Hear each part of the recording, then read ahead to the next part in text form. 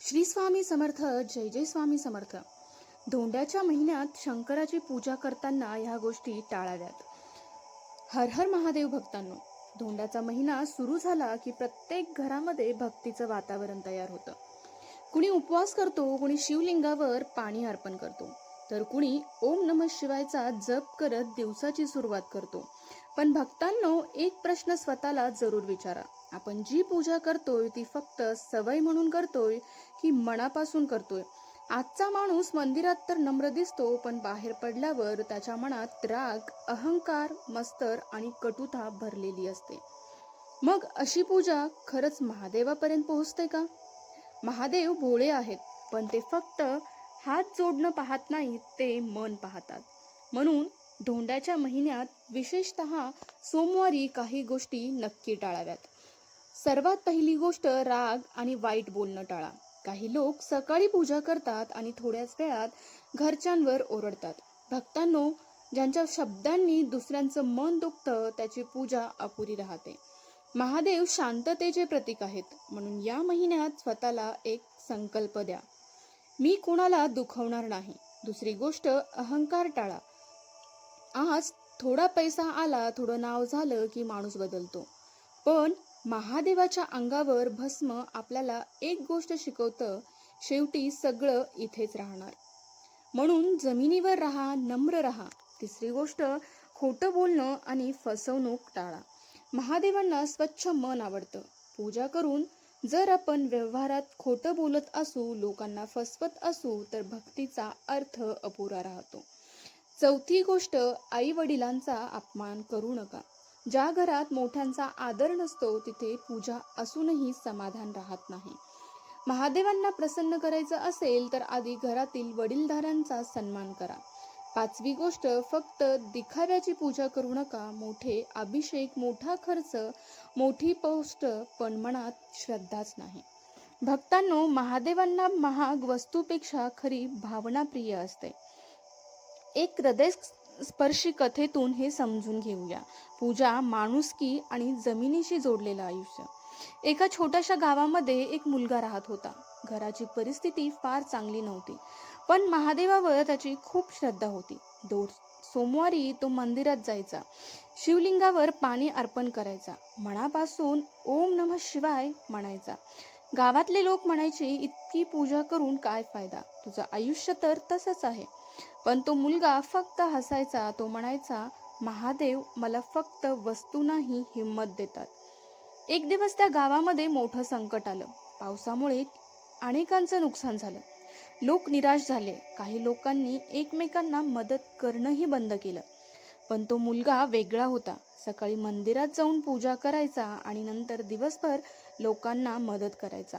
कोणाच्या घरात अन्न नसेल तर धान्य द्यायचा, कोण वृद्ध असेल तर त्यांना औषध आणून द्यायचा, कोण रडत असेल तर त्यांना धीर द्यायचा. एक दिवस गावातल्या एका श्रीमंत माणसाने विचारलं, तू एवढं का करतोस? तुझ्याकडे स्वतःसाठी खूप कमी आहे. तो मुलगा हसला आणि म्हणाला, मंदिरात जाऊन महादेवाची पूजा करतो, पण बाहेर येऊन माणसांना दुःख दिलं तर ती पूजा अधुरी राहते. तो पुढे म्हणाला, महादेव मला शिकवतात, स्वतः मजबूत राहा आणि दुसऱ्यांना आधार बन.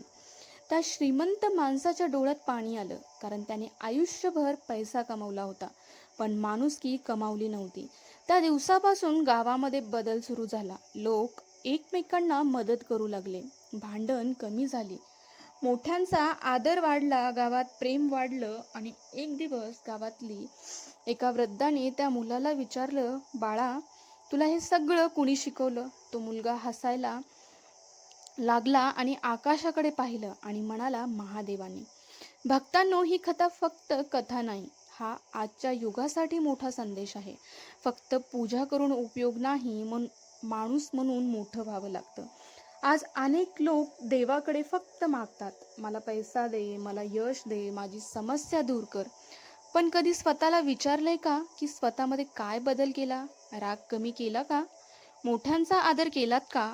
कोणाला मदत केली का? कोणाचं मन जपलं का? कारण भक्तांनो, महादेव तुमच्या शब्दांपेक्षा कर्म जास्त पाहतात. म्हणून या धोंड्याच्या महिन्यात एक संकल्प करा, मी राग कमी करेन, मी कोणाला दुखवणार नाही, आणि आईवडिलांचा आदर करेन आणि समाजामध्ये चांगलं वागेन. मी मेहनत करेन, मी जमिनीवर राहीन आणि सर्वात महत्त्वाचं, मी फक्त पूजा करणार नाही तर महादेवांनी शिकवलेल्या मार्गावर चालण्याचा प्रयत्न करेन. कारण भक्तांनो, महादेवांना मोठा भक्त नको, मोठं मन असलेला माणूस हवा असतो. धोंड्याच्या महिन्यात शंकराची पूजा कशी करावी, पूजेची योग्य पद्धत. भक्तांनो, आता एक महत्त्वाचा प्रश्न, महादेवाची पूजा नेमकी कशी करावी? कारण अनेक लोक म्हणतात आम्ही पूजा करतो पण मनाला समाधान मिळत नाही. याचं कारण एकच, पूजा हाताने होते पण मन दुसरीकडे असते. धोंड्याच्या महिन्यात विशेषतः सोमवारी शक्य असेल तर लवकर उठावं. सकाळी वेळ शांत असतो, मन स्थिर असतं आणि भक्तीमध्ये शांत मनाची खूप किंमत असते. आंघोळ करून स्वच्छ कपडे घाला, पण लक्षात ठेवा, बाहेरची स्वच्छता जितकी महत्त्वाची तितकीच मनाची स्वच्छताही महत्त्वाची. मनात कोणाबद्दल राग, द्वेष, मत्सर असेल तर आधी तो कमी करा. पूजा सुरू करण्याआधी 2 मिनिटं शांत बसा. महादेवांना मनापासून म्हणा, महादेवा माझ्या चुका माफ कर, योग्य मार्ग दाखव, मन शांत ठेव. त्यानंतर शिवलिंगावर स्वच्छ पाणी अर्पण करा. काही लोकांना असं वाटतं खूप दूध, खूप वस्तू अर्पण केल्या तरच पूजा मोठी होते. पण भक्तांनो, महादेव भावना पाहतात, खर्च नाही. 1 लोटा पाणी, मनात श्रद्धा आणि ओठांवर ओम नमः शिवाय एवढंही पुरेसं असतं. बेलपत्र अर्पण करताना घाई करू नका. ते फक्त पान नाही, ते भक्तीचं प्रतीक आहे. जशी भावना तसं फळ, असे अनेक भक्त मानतात. जर शक्य असेल तर थोडा वेळ महादेवाचं नामस्मरण करा. 10 मिनिटं मोबाईल बाजूला ठेवा. स्वतः शांत बसा. जीवनाचा विचार करा. कोणत्या चुका बदलायच्या आहेत ते मनात ठरवा. कारण भक्तांनो, पूजा म्हणजे फक्त देवाला काही मागणं नाही, पूजा म्हणजे स्वतःमध्ये बदल घडवणं. आज अनेक लोक मंदिरात जातात पण घरी आल्यावर पुन्हा राग, तणाव, वाईट बोलणं सुरू होतं. मग भक्तीचा कसा फायदा होणार? महादेव आपल्याला एक मोठा संदेश देतात, शांत राहा, संयम ठेवा आणि दुसऱ्याला त्रास देऊ नका. एखादा गरीब माणूस दिसला तर त्याला मदत करा. एखादा दुःखी दिसला तर 2 प्रेमाचे शब्द बोला. कारण दुसऱ्यांच्या चेहऱ्यावर हसू आणणं ही सुद्धा एक पूजा आहे.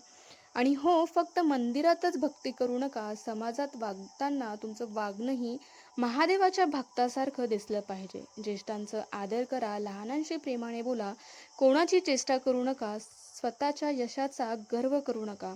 कारण खरा शिवभक्त तोच जो मनाने मोठा असतो, वागण्यात नम्र आणि संकटात शांत असतो. पूजेचा खरा उद्देश काय असतो? फक्त पाणी वाहणं म्हणजे पूजा नाही. भक्तांनो, एक गोष्ट मनापासून सांगा, आपण पूजा का करतो? फक्त परंपरा म्हणून, लोक करतात म्हणून, की मनाला शांती मिळावी म्हणून?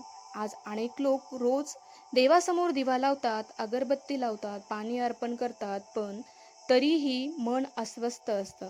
का बरं असं होतं?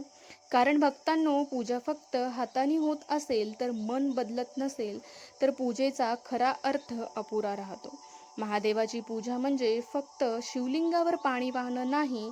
महादेवाची पूजा म्हणजे स्वतःच्या स्वभावावर काम करणं, राग कमी करणं, अहंकार सोडणं, दुसऱ्यांना माफ करणं, खोटं बोलणं कमी करणं, गरजूंना मदत करणं पण पूजेचाच भाग आहे. आज अनेक लोक म्हणतात मी इतकी पूजा करते तरीही संकट का येतात?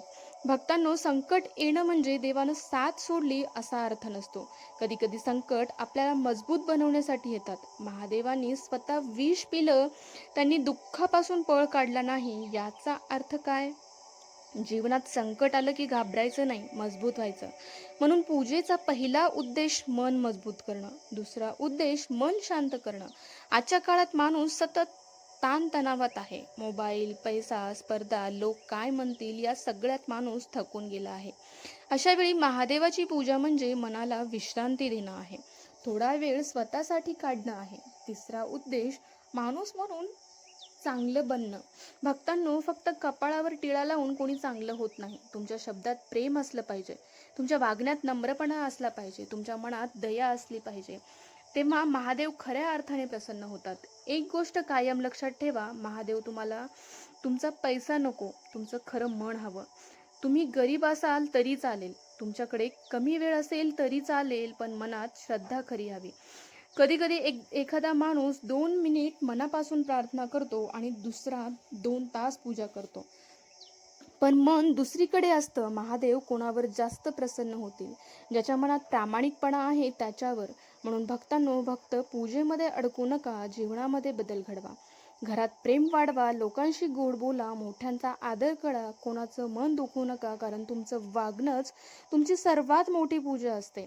आजच्या युगात माणूस यशाच्या मागे धावतोय, पण मनाची शांती हरवली आहे. महादेव आपल्याला शिकवतात, मोठं व्हा पण जमिनीवर राहा, यशस्वी व्हा पण गर्व करू नका, पैसा कमवा पण माणुसकी सोडू नका, कारण शेवटी लोक तुमची संपत्ती नाही, तुमचं वागणं लक्षात ठेवतात. समाजामध्ये कसं वागलं पाहिजे, आजच्या युगासाठी एक मोठा संदेश. भक्तांनो, एक गोष्ट मनापासून लक्षात ठेवा, फक्त मंदिरात नम्र असणं भक्ती नाही. खरी भक्ती तेव्हा जेव्हा तुम्ही समाजामध्ये, लोकांमध्ये कसं वागता. आजचा काळ बदललाय, लोकांकडे पैसा आहे, मोठी घर आहे, मोठे मोबाईल आहेत, पण एक गोष्ट कमी झाली ती म्हणजे माणुसकी. आज माणूस दुसऱ्यांचं दुःख ऐकायला तयार नाही, लोकांना वेळ नाही, पण तक्रारी खूप आहेत. म्हणून महादेव आपल्याला एक गोष्ट शिकवतात, मोठं मन ठेवा. एखादा माणूस अडचणीत असेल त्याला मदतीचा हात द्या. एखादा माणूस दुःखी असेल त्याच्याशी 2 गोड शब्द बोला, कारण भक्तांनो, कधी कधी पैशापेक्षा प्रेमाचे शब्द जास्त काम करतात. आज अनेक लोक पूजा करतात पण दुसऱ्यांच्या यशाचा हेवा करतात. हे चुकीचं आहे. महादेवाची भक्ती म्हणजे स्वतःचा मार्ग प्रामाणिकपणे चालणं. कोणी तुमच्यापेक्षा पुढे गेला तर जळू नका, स्वतःला विचारा, मी अजून काय चांगलं करू शकतो. आज सोशल मीडियावर लोक खूप दाखवतात, मोठेपणा दाखवतात, सुख दाखवतात, पण भक्तांनो, दाखवण्यामध्ये आयुष्य जाऊ देऊ नका. खरं सुख काय असतं माहिती आहे? घरात शांतता असणं, आई वडील आनंदी असणं, रात्री शांत झोप लागणं, यापेक्षा मोठं सुख नाही हो. आजच्या मुलांना, तरुणांना एक गोष्ट सांगा, मोठी स्वप्न बघा पण माणुसकी विसरू नका. यश मिळवा पण लोकांना कमी लेखू नका. मोठं घर बांधा पण मनाचं घर रिकामं ठेवू नका. महादेवाच्या जटा मोठ्या आहेत पण त्यांचं मन त्यांनी नम्र आहेत. म्हणून यश आलं तरी जमिनीवर राहायला शिका. आजकाल लोक लगेच रागवतात, नातं तोडतात, ब्लॉक करतात, दूर जातात, पण भक्तांनो, नाती टिकवायला शिकावं लागतं. कधी शांत राहावं, कधी समजून घ्यावं, कधी माफ करावं. हे शिकलं की आयुष्य सुंदर होतं. महादेवाचा एक मोठा संदेश आहे, पण स्वतः दुःख सहन करा पण दुसऱ्याला दुःख देऊ नका. एखाद्याला गरीबाला अन्न द्या, एखाद्या वृद्धाला मदत करा, एखाद्या दुःखी माणसाला धीर द्या. ही पण पूजाच आहे. मंदिरात दिवा लावणं चांगलं, पण कोणाच्या आयुष्यात प्रकाश आणणं अजून मोठं. आजच्या युगात लोक म्हणतात कोणी कोणाचं नसतं, पण भक्तांनो, तुम्ही जर कोणासाठी चांगले बना, कारण शेवटी आठवलं जातं ते तुमचं वागणं, तुमचे शब्द, तुमची माणुसकी. महादेव तुम्हाला किती पैसा दिला यापेक्षा महत्त्वाचं आहे तुम्ही किती चांगले माणूस होता. एक गोष्ट कायम लक्षात ठेवा, पूजा करा पण पूजेत अडकू नका. जीवनामध्ये कष्ट करा, स्वप्नांसाठी मेहनत करा, आई वडिलांचा आदर करा, समाजासाठी चांगलं काम करा, कारण महादेव आळशी भक्तांना नाही, प्रयत्न करणाऱ्या भक्तांना साथ देतात. अशाच महादेवांच्या आणि भक्तिमय व्हिडिओ ऐकण्यासाठी, पाहण्यासाठी आमच्या चॅनलशी नक्कीच जोडून राहा आणि चॅनलला नक्कीच सबस्क्राईब करा. चला तर मग भेटूया पुढच्या व्हिडिओमध्ये. श्री स्वामी समर्थ. जय जय स्वामी समर्थ.